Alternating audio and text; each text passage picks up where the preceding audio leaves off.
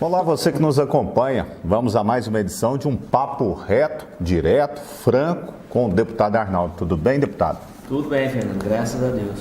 Deputado, recentemente o senhor propôs na Assembleia Legislativa de Minas uma discussão a respeito da tributação no estado de Minas Gerais. O que o senhor está querendo com essa proposta?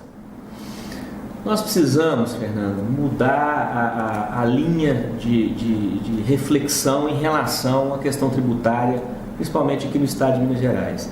Nós não podemos mais viver sob a ótica de que para arrecadar melhor, para aumentar a arrecadação, o único caminho que nós temos é aumentar tributo. Não, nós temos que aperfeiçoar a máquina pública, nós temos que ter mais efetividade na questão da prestação dos serviços públicos. Isso significa otimização, redução de processos internos, isso significa mais tecnologia, mais inovação, porque tudo isso vai permitir com que a gente possa reduzir o gasto público. Reduzindo o gasto público, reduzindo a máquina pública, você não tem necessidade de buscar aumento de tributo. Naturalmente, a sua arrecadação vai lhe permitir ter uma cobertura maior em relação a todas as demandas do Estado. Esse é um instrumento que nós temos. Que significa o quê? Fazer o dever de casa bem feito, o que a gente não está percebendo nos dias de hoje. Mas nós temos outras alternativas. Nós temos que estimular a produção, estimular, por exemplo, a economia criativa, porque com isso você mobiliza todo o Estado, você permite colocar mais pessoas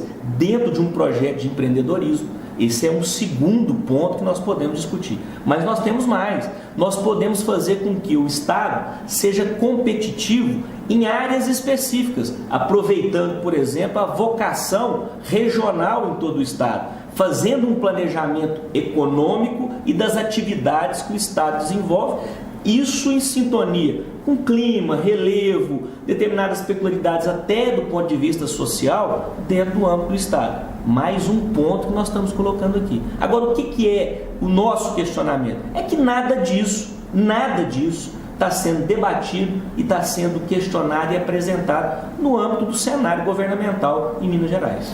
Deputado, a região do Triângulo Mineiro, Alto Paranaíba, está muito próxima aqui do estado de Goiás. O empresariado daqui tem reclamado constantemente, muitos da região de Uberlândia têm inclusive abrido filiais em Tumbiara, Catalão, Rio Verde, com relação a essa questão dos valores da tributação. Essa discussão faz parte dessa ideia do senhor? Sem dúvida nenhuma, porque o que nós estamos vivendo é o seguinte: nós temos um estado como o estado de Goiás, que é um estado pequeno.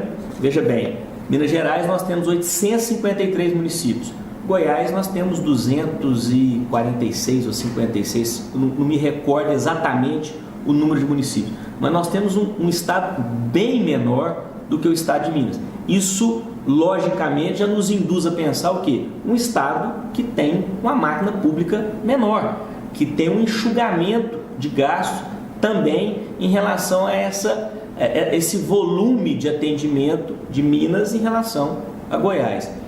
Isso permite com que o estado de Goiás ele possa avançar mais nessa chamada guerra tributária ou guerra fiscal. Isso vem ao encontro que nós acabamos de dizer, que é justamente um planejamento. Determinadas áreas, determinados setores, Minas pode sim incentivar melhor, discutir melhor a questão dos regimes especiais. Essa é outra pauta que nós colocamos na Assembleia. A situação que se encontra hoje, a relação dos regimes especiais com o formato jurídico, com a forma que é concedidos esses regimes especiais, nós temos que rever, nós temos que colocar um formato mais transparente, nós temos que ter um formato de legislação que crie uma isonomia. Nós não podemos, por exemplo, Fernando, admitir que, sob o argumento de trazer uma empresa para Minas, nós vamos conceder também um benefício sem avaliar se essa empresa não vai prejudicar aquelas já existentes,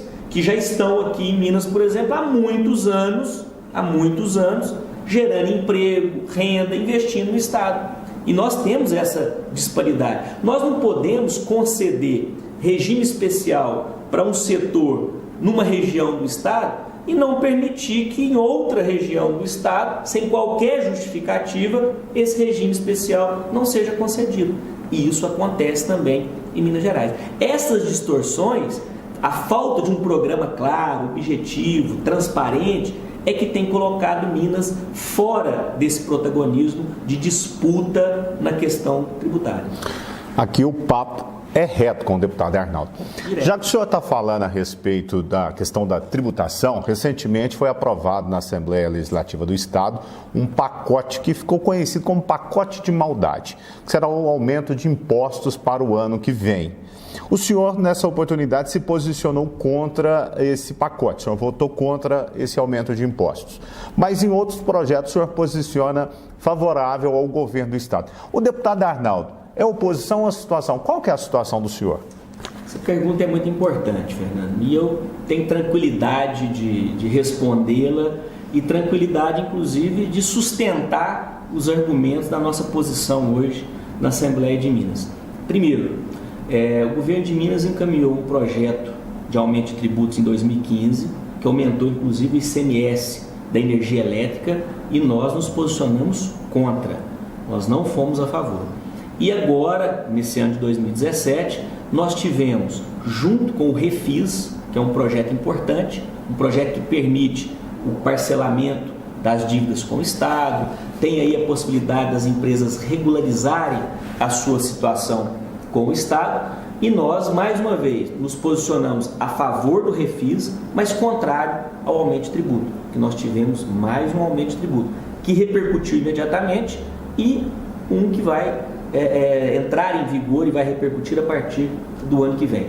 Bom, essa situação de votar em projetos a favor do governo, mas em determinadas situações nos posicionarmos contrário a projetos de interesse do governo, eu acho que isso por si só já demonstra uma independência.